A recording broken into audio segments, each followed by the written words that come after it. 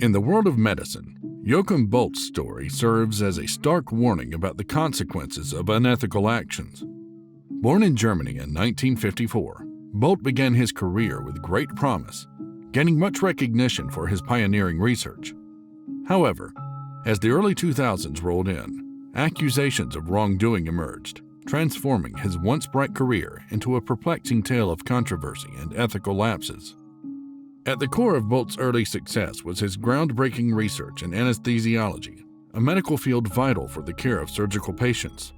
His research centered on a vital medical practice known as fluid therapy, which is a method essential for maintaining patients' hydration, replacing lost fluids, and sustaining their bodily functions during surgical procedures. Boldt's research focused on choosing the right fluids for these therapies, with a special emphasis on a substance called hydroxyethyl starch, also referred to as HES. Think of HES as a special kind of liquid containing tiny particles. This liquid plays a key role in increasing the volume of the watery part of blood in patients. Boldt's discoveries about using HES were impressive and had a big impact on how doctors treated patients in surgery and critical care. Little did anyone know that this pioneering research would eventually take an unforeseen turn.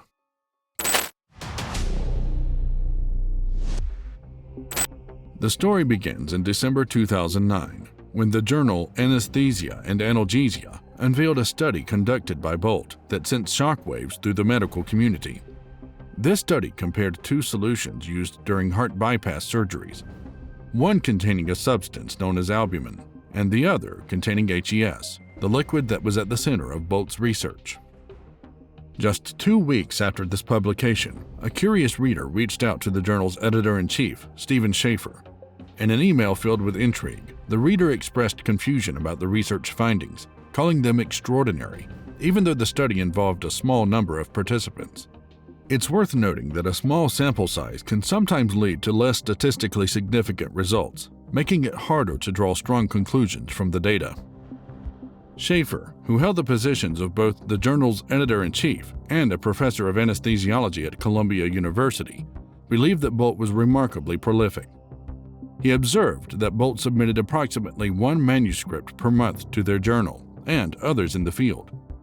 What stood out to Schaefer was that Boldt tended to publish studies that appeared underpowered due to their small size, yet these studies often contained important discoveries.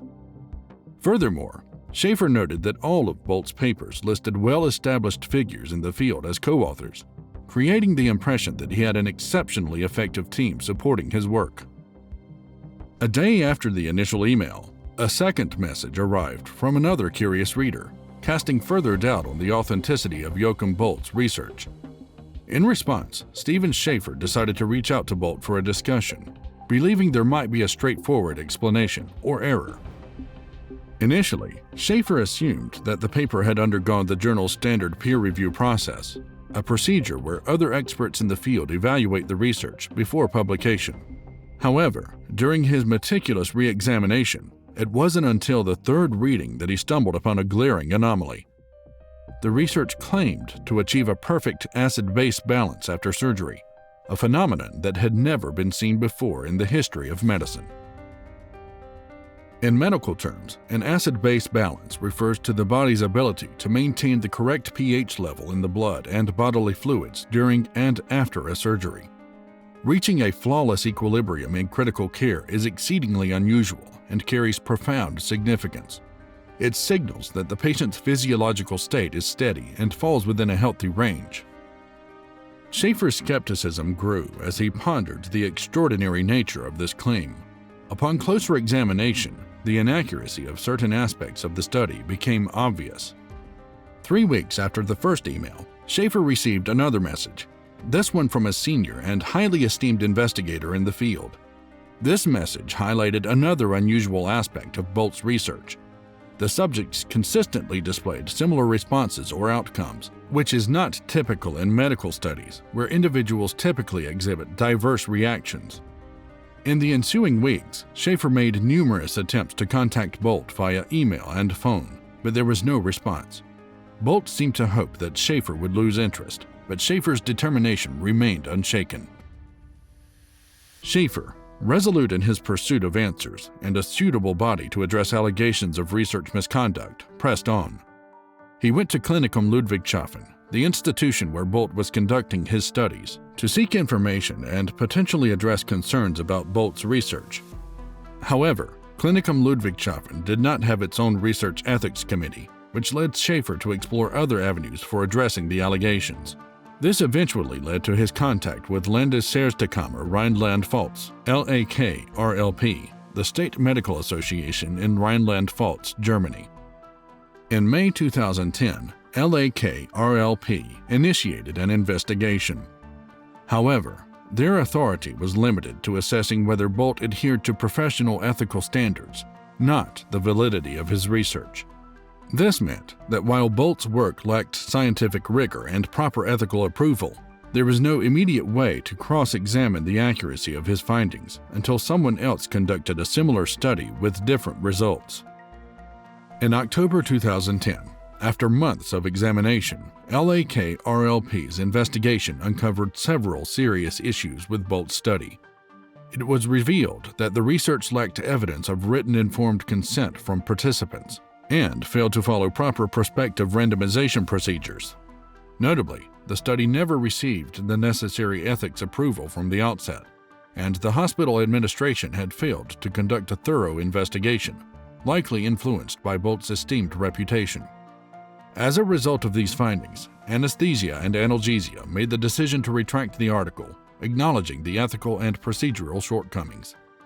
In the wake of the LAK-RLP investigation, both LAK-RLP and Klinikum Ludwigshafen established a joint investigative committee to scrutinize the integrity of Boldt's research. In November 2010, this committee released its preliminary findings, which were nothing short of astonishing. According to the committee's report, there were no original patient data or laboratory records to substantiate the study's conclusions.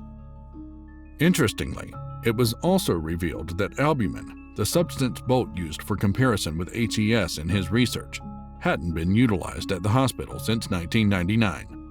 The hospital's pharmacy confirmed that no albumin had been delivered to the cardiac operating theaters for many years. This staggering revelation raises a disturbing possibility. There's scant convincing evidence to suggest that Boldt's study had ever been conducted at all. In essence, the foundation of the research, which aimed to compare albumin and HES, appears to have been built on shaky ground. With no albumin usage in the hospital and no concrete data to support the study's claims, it's increasingly plausible that Boldt's research may have been nothing more than a fabrication.